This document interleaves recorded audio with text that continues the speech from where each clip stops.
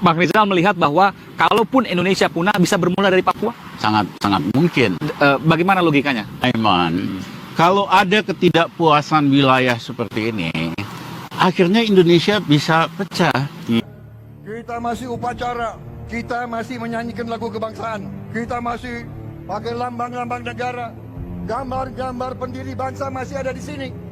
Tetapi di negara lain, mereka sudah bikin kajian-kajian di mana Republik Indonesia sudah dinyatakan tidak ada lagi tahun 2030. Boom!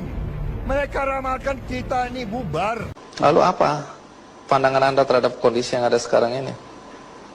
Ya, saya kira kita ini sampai pada tahapan di mana agak kritis ya. Apa itu? Saya Mas, ini sudah sampai pada kesimpulan ya bahwa Papua itu a matter of time akan lepas. Apa yang dia lakukan? Dia menyerahkan proposal referendum di Papua untuk Amerika. Itu kira-kira bulan Agustus. Bulan September ada konferensi di Melbourne, Australia. Seorang tokohnya referendum Timor Timur, Damien Kingsbury, mengatakan saya sudah mendapat proposalnya Pak Jokowi tentang referendum di Papua. Artinya apa? Sama seperti Timor Timur, begitu ada referendum, begitu Papua hilang. Problem pelanggaran HAM dan seterusnya. Nah, masalah-masalah itu kan sampai sekarang tadi kita mendengarkan juga nggak sepenuhnya bisa tuntas selesai hari ini. Kalau ini nggak selesai, ini seperti batu kerikil nih kita. Nanti melangkah ke depan terus aja gitu ya.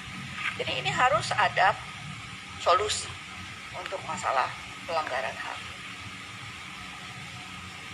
Sebagian teman-teman di Papua sepertinya sudah nggak sabar dengan solusi domestik.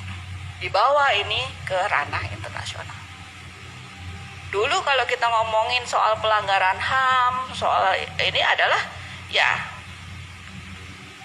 kita bicara itu sebagai isu domestik. Itulah sebagai GPK, sebagai OPM dan seterusnya. Tapi hari ini menjadi fenomena global.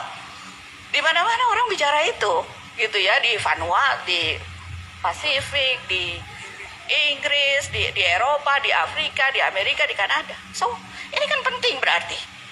Dan kita, teman-teman di Kemlu, benar-benar kewalahan menghadapi ini, begitu.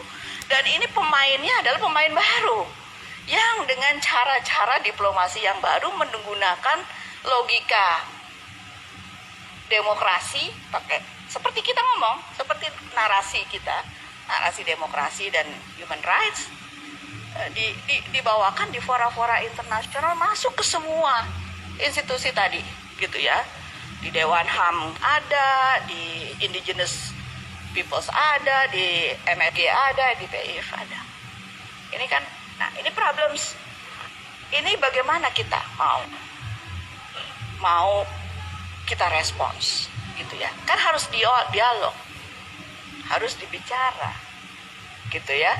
Supaya kita nanti melangkah ke depannya ini masa lalu itu kan pembelajaran ke depan ini melangkahnya jadi selesai lah itu semuanya.